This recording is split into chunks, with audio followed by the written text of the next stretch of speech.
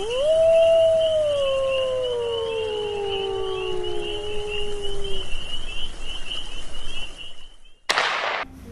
summertime, and believe it or not, we're going to talk hockey. Good evening. It is another edition of Into the Wilderness, and I'm Marty Hill, joined by Josh Petrich, the assistant general manager, and duties possibly expanding beginning the next season. But we're also joined by the producer, cameraman, chief cook and bottle washer, Eric Lippinen. We're going to talk about what has been happening with this team in the last 6 weeks. This team had a tremendous season for 2014-15, winning the Robertson Cup. But the excitement kind of died off there, but the work continues. Yeah, it hasn't stopped. You know, we've had a couple of guys commit to Division I programs. We had our first NHL draft pick. We lined up where, you know, the guys that weren't going to go Division I and were aging out, where they're going to go to school Division III wise. And had a couple camps and a draft, and you know we're chugging along. So you had camps in Andover, Yep. Minnesota, and also Denver. Tell us about how those went. Andover was really, really good. A lot of young skill, a lot of talent. You know, traditional Minnesota kids up and down the ice, very fast, very skilled. And then in Denver, we saw what the midget game really brings to the table, and you know had a lot more physical play. A lot more grit, had a couple fights in camp. So it was, you know, it's kind of a tale of two cities, if you'd say. But both camps were awesome. We drafted a kid out of both camps, which, you know, that's what they're there for, is for us to recognize talent that we haven't got to see, you know, on a consistent basis throughout the year, and over a weekend they get to, you know, showcase themselves, and we'll bring, you know, a great handful back for each main camp as well. And who were the two that you drafted from those camps? We drafted Rappaport out of Denver. He was our second to last pick. And I'm trying to think which one we drafted out of Minnesota. There was someone in the middle rounds that we drafted out of Minnesota. I can't think of right off the top of my head. And the draft, you added, it looks like right around half a dozen players thereabouts, at least that will be invited to camp? Yeah, I think we selected into the 14th round. We didn't have a third or fourth round pick, so I think 11 guys we selected, which was really good. And you know, we feel like we filled some needs early, and then kind of took some shots at some, you know, guys that could come in, like Brad Johnson, who came in November, playing out of the USHL, and you know, tried to take some educated guesses and stuff like that on who's going to be on the border through talking to people. So we feel like it was a really good draft. Especially, you know, we're in a recruiting right now where hopefully we have a goalie, Zacharias Skog, big kid that played in Sweden. You know, and if we're able to land him, we're going to feel really good about our draft. So you got the draft was one big part of what we've seen so far in this offseason. Also, huge news for this team, 2 NCAA commitments that were secured after the season concluded. Brock Kautz going to the University of Minnesota, joining Darian Romanko, and also Billy Exel going to UMD, commitment just made this past week.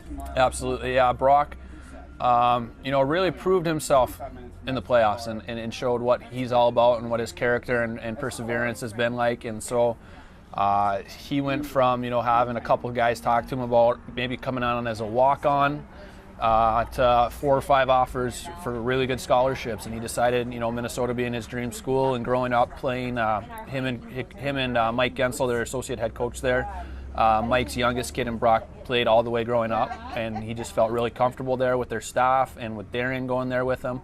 So it was a great fit. And actually, him and Darian started school. You know, I think it was like June 15th or something. They're already enrolled and living on the U campus and skating every day and going to school. And then Billy also had multiple offers to go in for next year. It was between Duluth and Niagara, and both offers are really good. Billy's, I want to say it's his uncle, is a Hall of Famer at Duluth. Scored a ton of goals with Yeah, I think he holds a career goal record still at Duluth. Tommy Milani. I believe that. I'm butchering his last name. Name. I know it starts with an M. But played back in the 70s, I believe. Yeah, yep. And so it's always kind of been a dream for Billy to be able to be a Bulldog. And Mom and Dad are up in Thunder Bay. It's 3.5 hours. It's very convenient, and he's very familiar with that staff, and with Kaz being there as well. And then the thing, I don't know if you know, we're just going to release it tonight, being Tuesday the 30th. Yeah, Tuesday the 30th. Casimir's attending the New York Rangers player development camp, so we're going to tweet that out. I think we tweeted that out. Tweet that out this afternoon. And so we found that out late last night, that he was invited out there, and he's in New York right now skating with the Rangers. So it's that player development camp's a huge deal. It allows free agents an opportunity to be seen and go about. So it's been great. And then we've got all our guys that are heading to D3 schools as well. And D3 hockey's come a long way in a very, very short time.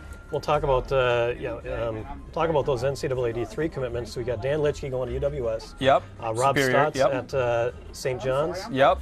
Tyler Hart's going to go to Wisconsin Eau Claire. Yep. And Michael Kovac committed to play at Plymouth State. Yep. And you got to imagine that these guys are going to play leadership roles on these teams, more than likely, considering what they went through this past season, winning a championship. They were all highly recruited. I mean, we're still getting emails from Division III guys saying, you think they'd want to change their mind and come to our institute. They're all four guys are character-based guys that brought a lot to our locker room, and their experience was invaluable for us to have. And so it's going to be sad to see them, not be in a Wilderness jersey next year. But it's great that they were able to go out on top and go out as champions. And we've talked to all of them about that, and they've been very supportive of our program and helping us in recruiting this year. And sharing their experience with potential future players. Sure. And I think what might be the biggest news that we've seen so far is Ivan Chukarov being selected 7th round in the NHL draft by the Buffalo Sabres. Obviously, he's gonna be going to UMass first, but he's got that NHL draft commitment on him. Yeah, no, it's something. Buffalo is kind of the first team that was on him this year, and their guy, he's from Virginia, Keith Hendrickson. We talked to Keith during the season. Yeah, absolutely. During between periods. Okay, yeah, and Keith has been on him. They interviewed him right around Christmas, and then actually LA came in late in the year, and a couple other teams, and so Buffalo kind of had him listed in as a mid to late round pick, and he was there in the 7th, and they took him. And actually talking to his family advisor, who was at the at the draft down there, if Buffalo didn't take him there, LA was taking him 4 picks later. So to be wanted like that, I watched the interview of their amateur scouting, their head of amateur scouting, and they said they don't know what Ivan's going to turn in to be and how good he is, but they really feared that in 2 years, if they didn't take him, 30 NHL teams would be trying to pull him out of college early. Sure. And so it's kind of a wait and see pick for them. They don't see him probably playing in the NHL for 4 to 6 years. Right. Finish out his college career at UMass, and then maybe a year in the American League. Mm-hmm. And but he could be there, and if Ivan continues to develop the way he's developed with us, he could be there in 2 years. Sure. He's immensely talented, and I've told multiple people he was one of the best defensemen in all of junior hockey in North America this year. In anything in Canada and anything in the U.S. Well, he did. He rewrote the defenseman record books for this team. Granted, a very short future that you guys have had.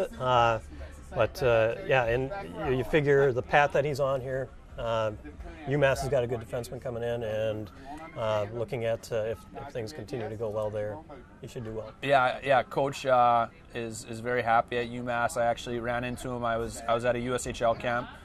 Doing some recruiting, and he was there as well doing some recruiting. He looked at me and he goes, "So you guys got the next Ivan Chukarov for us?" So they're very excited. He thinks he's going to come in and play an immediate impact for them on their back end. They lost a couple kids to NHL signings early that they weren't expecting, and so they have a lot of opportunity there for Ivan. So it's going to be a great fit, and they do a great job. Also, I guess league-wide news, division realignment. Yes. The Midwest Division has a different look to it, and we'll talk more about that with the coach, but the Magicians are out to the Central Division, and you add in Springfield and Janesville. Yep. So different competition. We'll see. Different competition. I think what you're going to see, though, is you're going to see, our division being we thought it was the most competitive division last year, and I think it's going to be the most competitive division this year. You're going to have 3 of the top 6 teams from last year in it. with Cooley and Kenai and Springfield chasing us right down on the heels. So it's every night's going to be fun, and we're still going to play the Magicians in Austin, and I think a couple of the other Central opponents. So we're really excited. Terrific. And I guess the whole league kind of making a shift east, more or less, with some new teams out to Pennsylvania, New Jersey, that kind of thing. So be interesting to see how all that plays out. We've got a trivia question for you, and the prize will be a Cream replica jersey. So if you can answer this question, post your answer to our Facebook page. It'll be just one Cream replica, one winner? We got one winner. Okay. Yeah. Should we go? No, we'll do a winner for Facebook and a winner for Twitter. Okay, Facebook at Minnesota Wilderness NAHL, and at Twitter at MN Wilderness. And the question is what Wilderness player tied Darian Romenko for the team lead in playoff scoring? So go ahead and post that along, and you, if the first one to win, will get a Cream replica jersey. On this show, we are going to be joined by Alex Trapp, a defenseman from Duluth, who is expected to return this next season. Yeah, he'll be back. He's committed to coming back. And also head coach Corey Millen. And we'll get the coach in here in just a moment. And we're back at Carmen's for the first summertime edition, off-season edition of Into the Wilderness. And we're joined by the head coach Corey Millen. Thanks for joining us. Oh, my pleasure. Now, we didn't get a chance to talk after in our special championship edition, so I wanted to get your reaction 6 weeks later. I'm sure it's all sunk in by now. How does it feel to be a Robertson Cup champ? I'll tell you, it was a special run. You know what I mean? You can sit and talk about a lot of things, but once you sit back and you settle in, what we accomplished, or what the boys accomplished, was something really, really special. And unless you're really a part of the league and kind of understand kind of the format, and there's a lot that goes on there, to understand what they got accomplished was incredible. Since that has taken place, you've gone through camps before and talked to prospective players. Does it give you a different vibe, give you a little bit more confidence, and does it get a different reaction from players? Well, you hope that that's what it was going to be, but it's fresh, it's still fresh, and our camps was less than a week. One of our camps was less than a week later, so you kind of hope that there's going to be some residual effect from the success. And I think that our culture and our environment here in 2 years has been very good, and we hope we get the reaction from the people and the players and the parents that we want, but certainly winning it is hopefully going to be a shot in the arm for us. And has the suit been washed? Because I understand you had a suit that you wore for 10 straight games, everything the same. Is that well, I'm not, ironically, I'm not that superstitious, but I think we're kind of in desperation mode there at going down, 0-2 to Cooley at home and then going on the road for 2.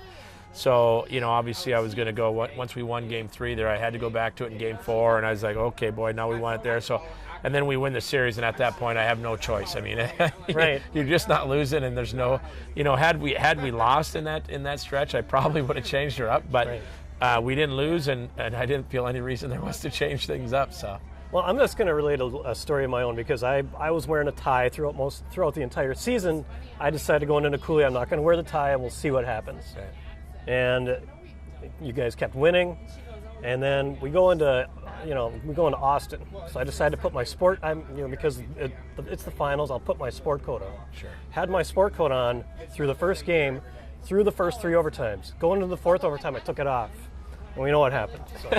Well, thank you. You could have done that earlier. I should have done it a long time before, Yes, I would appreciate that. I think us and maybe about a couple thousand fans probably would have appreciated it too. So, okay, let's look at what you've got looking ahead to the 2015-16 season. And just looking at what you had on your roster of guys that did not age out, not committed to play college. I counted 9 forwards, 5D, 2 goalies, as to what you would have going into next season. As goaltenders, I see Dylan Lubsmeyer and Ryan Anderson. Is that the same setup there as far as what you see for next season? Well, not 100% sure what's going on with Ryan Anderson. He had some hip issues that I was unaware of. These kids like to keep things secrets to me from me. But so not 100% sure of his status. My count was 8 forwards, potential 8 forwards. I'm not sure where the 9th one is, but maybe I you may have missed. But mine was 8 potential guys. Think we may lose a couple there. You don't know. But and it's you just don't know what we're going to get. It's just it's a reload every year. Sure. So obviously there's some concern. I would imagine you had a couple of guys at the end of last season that were hurt. Jack Forbert and Brett Heikkila got hurt in the championship series. Jack Forbert's injury lingered throughout the entire last half of the year. Didn't play except for one game. So what do you see? What do you know about the status of how they're doing? Forbert, I have no idea. I think that's one of those things that's going to be cross your fingers and hope that he can recover. I don't know. He's got kind of a strange injury, and we're going to hope that he can get healthy. He would help us tremendously, but I'm not counting on anything. Heikkila, a little surprised to hear he's having some lingering effects there. I would have thought that was going to be a couple-week thing. So, yeah, I expect Heikkila to be better by the season, but you just never know. Sure. And your USHL draftees, how do things look there as far as their potential return? Hard to say. I guess it's hard to say. All three of them are committed, but that's Tyler Klein, Aaron Miller, and Bradley Johnson. Correct. Yeah. Hard to say. The USHL is kind of sexy to a lot of guys in a lot of ways. So, understandably, there's some merit there, but obviously, we'd like to think that we have the ability to develop them, and this league has the ability to develop them as well as anywhere. But you just never know where that's going to hold. Well, let's talk about the development progress that you made this season, because when you look at the fact that you have had 2 guys go to the University of Minnesota in the middle of the season, obviously we see with Ian Mansfield going to Army, and the commitment to Aaron Miller going to Bemidji and everything, Chukarov's commitment to UMass and all that, and then Billy going to UMD, and then we see Chukarov with his draft. I mean, obviously, especially with your team, you know how to get guys to be able to get noticed by scouts and at least get some kind of commitment to go on to the next level. Well, I think we're fortunate. Obviously our geographic location here in Cloquet and being in the middle of Minnesota and hockey hotbed. It has a lot of warrant to it. It's a big deal for us, and it's one of those things that you hope that people understand. Our top six of our top 8 scorers got Division I commits. Kovac was in there last year. He's going to play Division III, but Ledemek is the other only guy that's not in our top 8 scorers. And I fully expect Nicholas, if he comes back, which I think he is, to get a early commit next year. So, that to me says a lot about what's going on here in Cloquet and where we're at and what's going on with our boys. So very exciting stuff for our guys. And one of the things I preach to our guys, I said, listen, if you're a Division I guy, I cannot imagine that if you're in Cloquet and you're playing, you're a Division I guy, you're gonna get there. Sure. Just because there's just too much focus here. There's too many people coming to our building. So I imagine there was no surprise that when Billy committed that it was going to be next season. I was kind of surprised to see that it was going to be so quick, but as far as you could tell, he was set to go. Well, the thing about that, it was a unique scenario with Billy is that Duluth was looking for a right winger, right-handed, right side guy that can skate, and obviously Billy they know Billy well, they've seen him enough, and I think he fit that bill. And I think from Billy's perspective, I think he got a little bit stale at the end of the year. Obviously, he re-energized in the playoffs and helped us tremendously with that. Not just that one goal, but he was a huge part of scored the game winner in the 4 overtime. In the 4 overtime in Austin. But beyond that, he come playoff time, he got re-energized. But there was a stale moment there, and I think it's time for him to move on, and that's our job, and we're happy for him. Sure. And then, you being a U of M alum, it's got to feel good to you, I imagine, to see 2 guys from this team go to your alma mater. Oh, for sure. I'm proud of both those guys. Can't say enough about both those guys. I hope they can be big contributors. I'm proud of them. And then I'm happy that the University of Minnesota has the confidence to watch our team and to take notice. Sure.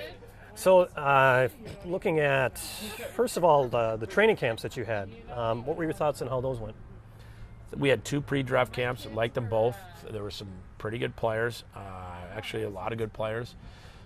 unfortunately, you kind of you try to predict your needs, and then you kind of worry about them, and then you try to get the best players available, and it's an ongoing battle, and we hope we can fill some holes.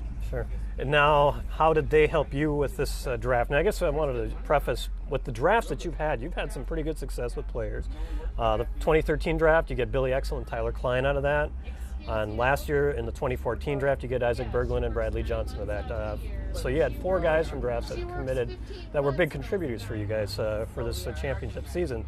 So I guess I was curious as to how your feeling is on this draft as compared to the previous 2.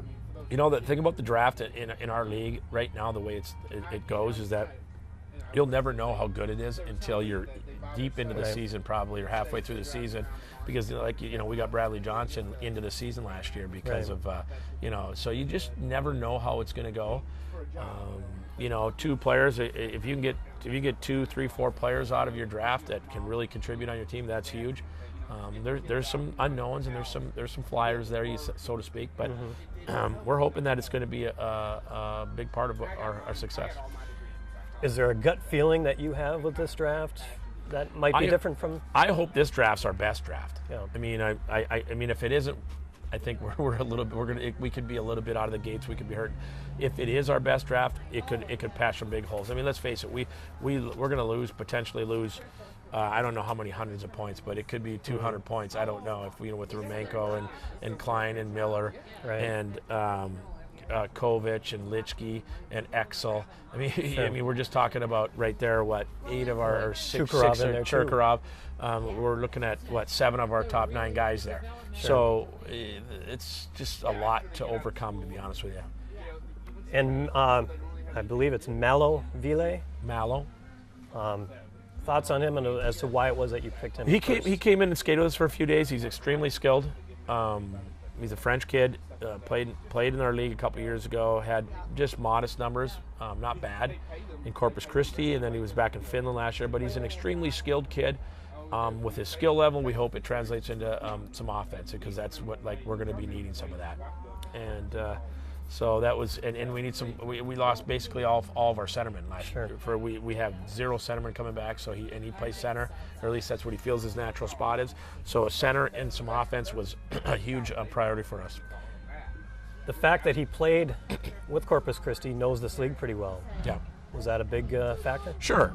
2 years ago, I mean, he like I said, he had modest numbers. I think he only had maybe 8 or 9 goals, but he only played 30 or 40 games. But you kind of hope that 2 years later that translates into 20 goals and 20 assists, and if that does that, boy, I mean, you've got a player. Sure. I guess I wanted to get into Ivan Shukurov with his selection by the Sabres, and they talked about. There was a quote from them that said that his offensive skills are the reason that they went ahead and selected him. And I remember during the 13-14 season there was a period of time where he did play forward. And I got to think that probably helped him out as far as going into this season. As far as would you agree with that, or how do you see that? I don't. I mean, he only played a very, very little there. What I think is his natural skill level and his talent level is very, very high for our league. It's very high in general. I mean, I've told a lot of guys he's got NHL skill. He's got NHL size. Now, can the other things translate? And we hope it does. He's going to maybe need 4 years at UMass, and if he really connects a couple dots, he could be extremely good, because he's 6'2", 6'3", with great hands, skates well, sees it pretty well. He's got a high skill level. So if that translates, you never know where his ceiling's high there. And looking at for next season, if you can get Bradley Johnson back, obviously he could probably fill that role, that pick up some of that slack, I would guess, hopefully, and also Janis Jaks. But I guess the size issue is probably one thing where you'd like to see somebody new come in and. Well, I mean, Bradley, I'm not gonna hold my breath on that one. I think that's gonna be a tough one, but we obviously think we can do the job for him, and we'll see where that pans out. But yeah, I mean, I don't know that we're going to have a guy that can come in and do what Cherky did, but we'll see. Hopefully we're going to need some guys that are going to step up, and we have an eye on a couple of guys, and we hopefully have some guys who can fill some holes. We're going to be talking to Alex Trapp here after segment with you is done here. Thoughts on how he progressed last season and what you expect from him next year? I thought he progressed well. I mean, I think Alex Trapp is. It's hard to get a harder working, more dedicated person and player than Alex Trapp. And I'll tell you what. And he's strong. He plays hard. He's committed. And those attributes you really don't teach very well. So he's going to be a huge part of our character and kind of the mold that we want. And he's been a winner his whole life. When that, Duluth East it's kind of a swear word around these parts, but I mean, East is they know how to win, and we have a couple East guys, and it's kind of one of those things. Winning is kind of a contagious thing, and it's a learned behavior. And I tell you what, it's he knows how to do that, and he wants nothing more than to be successful and to win, and awesome attributes. Sure, and obviously he's eating well this summer, as we saw from yeah, here at Harmon. He can eat. There's no question about it. And I wanted to get your thoughts on the realignment of this league. You've got the division realignment. You're going to see some different competition this year. And I was thinking maybe with the influx of the teams in Pennsylvania, you guys might not have to go to Alaska this year, but obviously that's going to remain this season. But I guess, what do you think of how this the alignment of the league? I mean, it's I'll be honest with you. I don't want to get too involved in that. We could sit and talk for another show and a half or two if you want to, and I'm not going to really get too bent out of shape. We're just going to have to, take what the league gives us and try to do the best we can, to be honest with you. All right. And you've got a main camp coming up next month. 2.5 weeks. Sure. So, what is that going to produce for you? Is that going to?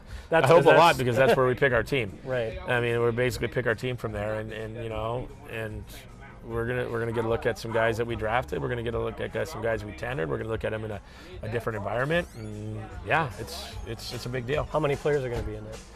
Well, we're still working on that whole thing, but we're hoping to get about 6 teams there. 10 forwards, 5, 6D, a couple goalies, and so and hopefully we can get some talent there. Sure. Any other summer plans? Are you going to be able to enjoy your summer at all?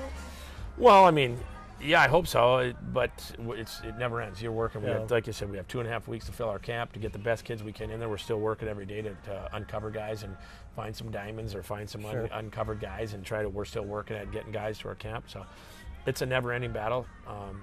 Obviously we enjoy what we do, but it's not like we can sit on the couch for a week and a half and just enjoy the sun. Sure. And the summer camp, the numbers that you're going to want to get from that is how many that will go into September? Oh, out of the July camp? Well, we'll see. I mean, the number 28 is a pretty good one at 15 forwards and 10 D and 3 goalies.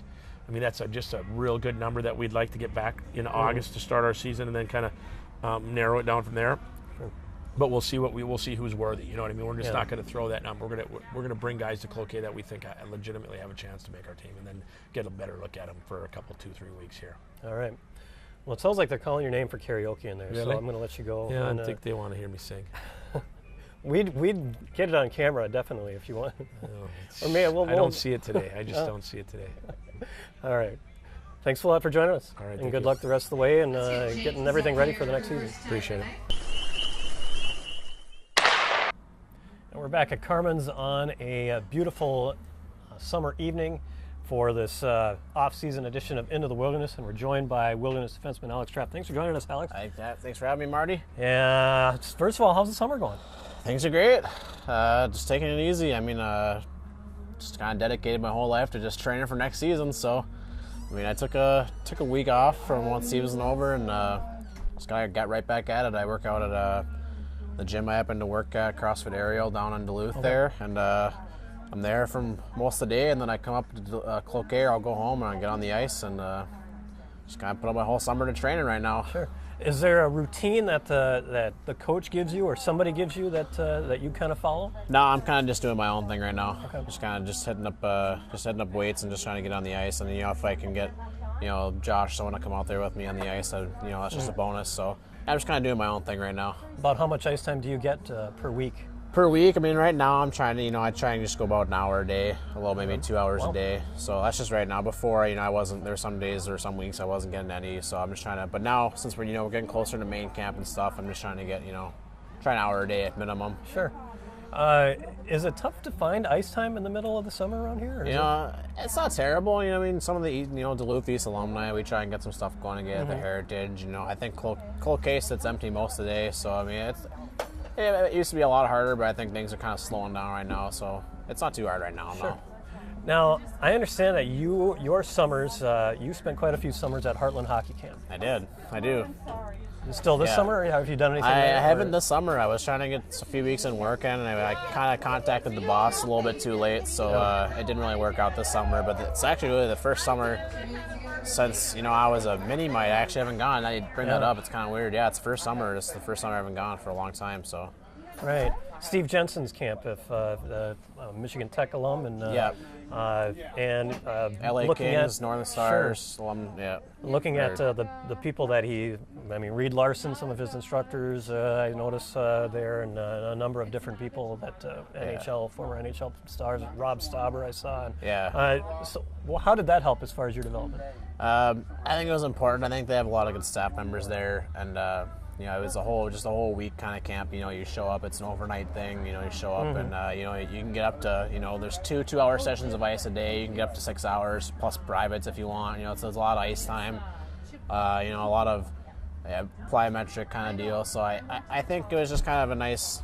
I think I went through an age where I going to squirts of peewees where I was just kind of like an uncoordinated phase, and it kind of just. It was a good week to figure out new stuff I could do at home and on the ice when I get back, and it was just a good week to develop. So I think it was, I actually don't think I'd be as it's only a week, but I do put a lot of credit in that camp and how much the work the coaches put in and I put in myself that actually made me a better player and gave me a lot of more ideas when I came back home to do as well. So it's been about 6 weeks or so since you guys won the championship. Yep. Your thoughts on winning the Rob? That was unbelievable. Once we finally started to win some more games after that two Cooley region losses at the beginning, at one point you're just kind of like, man, this is just destiny. Right. That's just everything is just, the cards are just falling right where we want them to, and it was a real good time. It was a real special group of guys, and I wouldn't have traded that for anything. It was real special. A lot of things I've come up my previous career, I've just come, just shorter of championships, so it was finally nice to win something, and I wouldn't have traded it for a different group of guys. It was real special. And part of that group includes a couple of guys that you played with for quite a while, from what I understand. And it's not just Duluth East. I'm talking about Alex Toscano and Jack Forbert. Obviously, Jack couldn't play for the last half of the year, but obviously there as a presence on the team, leadership, that kind of thing, locker room, I'm sure motivation, but not just Duluth East, but also Glen Avon, I imagine. I remember from what I've been told. Yeah, that's that's not something you hear very often about. Alex Toscano, Jack Forbert, and I, we started playing hockey since we were rink rats together, so, age 4 or 5, and we pretty much been on the same team. They're a grade ahead of I am, but we've pretty much been on the same team every year since we were just toddlers. So it's kind of rare you hear that kids will play together, much less before and after high school together. But yeah, we went the whole way up together, and now we're on the same post high school junior hockey team. So it's kind of weird to hear, but it's been real fun. I've grown up with those guys, and we're great friends, and it's kind of cool to be. We're still hanging around. We're still on the same team, Right. It's real cool. It's real cool. I imagine. And, so people are aware, the folks that may not be from this area, Glen Avon, one of the neighborhoods in Duluth, has its own hockey association, youth hockey association. Yeah. People staying up until Squirts, I imagine, is when they start to... in Duluth, it's kind of because I think there's a lot more youth hockey that get at high school age, so the town kind of divides up the rinks into community to rinks. The neighborhoods. Yeah, neighborhoods, kind of thing, more, better term.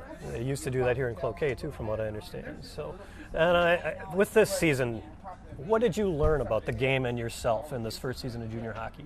I thought this year was more just a test of, it was a lot for me, just mental. You got to the point where, it's a jump, but, with all jumps and levels, you adjust. You adjust, if you have the build and muscle and whatever, the physicality of it, you adjust the speed, you adjust, but it's just like you go back from you're used to a high school season where you maybe guaranteed 26 games, make the state tournament sections, 30, 31. Now you're back to like Bantams and Peewees. You're playing almost like 80 game season. Right. And it's a lot harder when you're older now. So I thought it was more of just like a mental. You had to adjust to like better players, faster pace. But it's such a long season that you can't get like more. It was more just like a don't get fatigued in your mind. Like and there's so much people are caught up with, junior hockey is the stepping stone to college hockey. Sure. I think people just get so caught up in oh, my stats this, my stats that, or did someone see me mess up on this player, which college is watching me tonight? And I think people just you're giving yourself a headache. I think people just gotta settle down. Right. And that kind of deal. So I think the biggest adjustment for me was just just settle down and just try and be consistent and play my game every night. You can do it, but you just gotta bring the mental. You gotta bring the attitude to be able to do it every night. So I think that was the biggest adjustment for me, was just being able to compete in every single night. Maybe cut down on the boarding penalties. Yeah, cut down on the boring penalties, so I'm not suspended. Yeah, Right. correct. Alex had that was the one thing that you had this year that kept you out of action. I think you did have Another suspension for kneeing that Right, that's happened, right. so that I got a 1 game for. So other than that, I was never scratched or injured or sick. I was I would have played in every game if I didn't get suspended for those 3 games that I'd missed. So I was almost the Iron Man. Daniel Litchke beat me to it. Is that- Daniel Litchke beat me to it. Yeah. He's got a knack for that, from what I understand, Yeah. with his in his entire junior career. So, and I understand that in your career in hockey, your injuries have all been off ice kind of things. Yeah, that's another A few fun, weird quirks have happened. Another fun fact about me that I actually can't even tell you the last time I got hurt in an actual game or drill in practice. I think my last 4 injuries I've had in my career have been off after practice on the ice or in the locker room or something. Did something happen in a shower or something? Yeah, well, I've had 2 scenarios in the shower. My last one was this year in Cooley Region. It was minor, but I was trying to get the shower handle it was stuck in the cage and we couldn't get it to turn off, and I brought it out and it cut my hand open. And when I was in 9th grade, I was coming out of the shower and I got stepped on by a skate and I had to get it I had to have tendon surgery. So showers are just I gotta start taking team baths now. Showers are just not friendly with me. Yeah, maybe plan to do it when you get home or something. I'm trying to stay out of the showers. No kidding, man. No, when it comes, if you guys are down to the last few defensemen, maybe next season or something. Yeah, then just no more bathing. Totally Just gonna have to skip it. stay away from Trapper during that time. Yeah, for the team. All right. So next season, I guess before we get into next season, I wanted to ask you about. We've seen when you look at what happened with Ivan Chukarov this season. Yeah. He, looking at from 13 to 14, how he improved from 12 points to over 30 points on the team. Put up a ton of, broke a ton of records, and was able to secure a D1 commitment, and also get his rights secured by the NHL through the draft. What did you learn from what you saw from him? I learned, the game's, my kind of style game is, physicality, stay at home, but I was able to learn from him. I was able to watch him and things in practice and games, just being, calm with the puck, be able to move the puck quick, make plays, that kind of stuff. I was able to learn kind of just the bits and pieces of, being able to more skill with the puck. Right. That's stuff I kind of learned from him. He was a really good player and he defended well, and he deserved all of it. I mean, he was the kind of guy who was, he was in the right place at the right time, and he made the smart play with the puck. Mm-hmm. That was the kind of player I thought he was. It seems like he just seemed to have fun a lot in the game, just as far as that kind of focus. And I kind of admired that too. A lot of guys, like I said, just get so caught up and they freak out if something bad happens. Who saw me do this? I'm just like, at some point you lose the fun. Right. That's the reason we're out here. We're just trying to have fun and we're playing as a team. So he had fun. A lot of guys just had fun. He was one of them. So next season, what kind of role do you expect to have on this team, and what kind of expectations do you think you guys are going to have? No, I think coming back as a returning guy, is one of how many returning D we have. I think that I'm going to try and still play my role. Keep pucks out of the net. That's what I think I do best. Actually stay at home, play D. But I think I'm going to need more of a point guy. Just a little bit. I'm not kind of guy where you know, it's all going to come to, you know, last minute. Might all depend on me, you know, not make or break, but I think I just got to step up my points and, you know, contribute more to the offense. I think I got my defense down pretty well, but now I got to contribute more to the offense this next year as a returning guy. There's one thing that I noticed about you is you seem to see the ice very well. You've got ability to be able to find guys open, and I guess there's one play in particular that stood out to me was in the playoffs, Game 5 of that series against Cooley. You found, I think it was Nicholas Ledemacky. Yeah, I remember on a that nice play. pass right to the blue line, and you took it in. Yeah, I don't remember who passed me the puck, but for some reason their team, I think a couple guys I noticed went off for a line change, and Nicholas Ledemacky was just right by our bench. It was second period, and I just hit him with a cross ice pass, and he beat the defender, took a slap shot right in the back, and then I do remember that. Yeah. Yeah. So maybe a little bit more of that next season. Yeah, I think I'm gonna expect more of that out of I'm really expect that more out of myself, especially. Right. I think this year actually I might have, you know, nerves just got to me a little bit. You know, sometimes it was a new league for me, and you know, new challenges, older guys. Right. I think just nerves got to me, and I played, you know, okay, you know, great, whatever, good, but I think I could have played a lot better. So I think that this next year, I'm really, my last year of juniors, I'm really going to push myself, and I think we're not going to hold anything back this time. All right. I think people are going to see a whole new guy. I'm going to look forward to that. Yeah. All right. Well, Alex, thanks again for joining us, and enjoy the rest of the summer. Thanks for having me. You too. All right. All right, we'll be back, and we'll wrap up this edition of Into the Wilderness. And we're back on Into the Wilderness. Temperature's starting to go down out here, so we're going to wrap up today's edition. It's feeling like hockey season. And we were able to get Josh Petrich out here. We're airing this on, we're taping this on June 30th as the U.S. Women's World Cup is in the middle of the semifinal game. We were able to get you out here just as that game ended. So. Yeah, I waited for the end. Terrific. So I guess I wanted to ask you first of all, merchandise sales and that kind of thing. I'm giving you some free advertisement here for we appreciate the championship T-shirt. So how is it that people can get this and other merchandise for the team? Through our Facebook, message us on our Facebook page. Jordan Lundgren's handling all that right now. We're in the process of putting in a second order. We've had a lot of great response from our first order. And so we're in the process of putting a second order together, and we'll get that probably out, you know, after the 4th. Get an order form out after the 4th, and hopefully get that in before August 1st. You've got T-shirts and hats. Then. T-shirts and hats is what we did, and they both turned out great. Alex was wearing the hat, yep. And you got the T-shirt, and they both turned out really well, and we're very excited. It's just another thing that we're building on. You know, from a championship year. And season tickets not quite ready yet? No, we haven't finalized that. I think when the schedule gets finalized, we'll get those out. You know, I would say I think the schedule is going to be finalized mid-July, and then, you know, season tickets, I think they'll come out usually about August 1st. Sure. So obviously, well, we'll see. The showcase starts a little bit later this year, from what I see. So there might be some home games maybe before the showcase. We're, like I said, I know the schedule a little bit. It hasn't been finalized completely yet, but I think right now we're scheduled to open with Fairbanks before the showcase at home. Well, that'll be exciing with the playoff, yeah, rematch. it's going to be a great, and it's going to be kind of, you know, last two champions opening up against each other. It's going to be a lot of fun. And then I'll give you a little inside scoop. We have a Gopher Bulldog weekend off. Oh, nice. So okay. That's going to be we play Thursday, I think, at home, and Sunday on the road. Don't quote me on that, but right now we don't play Friday, Saturday of Gopher Bulldog weekend. Okay. Well, then keep that in mind, folks. So we've got about 4 alums. There's also one alum from the 12-13 season that plays for the Bulldogs, Nick McCormick. Oh yeah, absolutely. I forgot, from my hometown. There you go.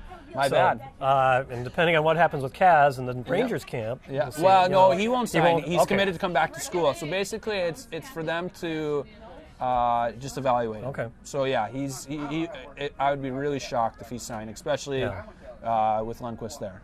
Okay. So and we'll see how Brock's got some competition. Yeah. For the Gophers. Eric Shearhorn had the best statistical season in the USHL. He's an Alaska kid. Actually, before I moved to coach the Wilderness, I helped out coaching him in Kansas City. He was in Kansas City with me, playing at Russell Stover. So it's fun. He's a great kid, and him and Brock they're gonna push each other, and they're gonna be really good for each other. And that was some of the stuff that we talked about with Minnesota. Brock's going to go in and he's going to do his job. And when his name's called, he's going to perform. Well, if he has the killer instinct he had during the playoff run. He was so calm and collective. So, absolutely. And then I believe they've also have Nick Lair, another NAHL alum, or what's happening? I don't with know. I don't know if Nick's coming back or not. Okay. I'm not sure. We haven't asked that. I know that Brock and Eric are going to be kind of the guys that are going to be competing for the starting job. Okay. All right. We'll look forward to that, and we'll repeat. Once again, we got main camp as well coming up. Yeah, July 16th through the 19th at Andover.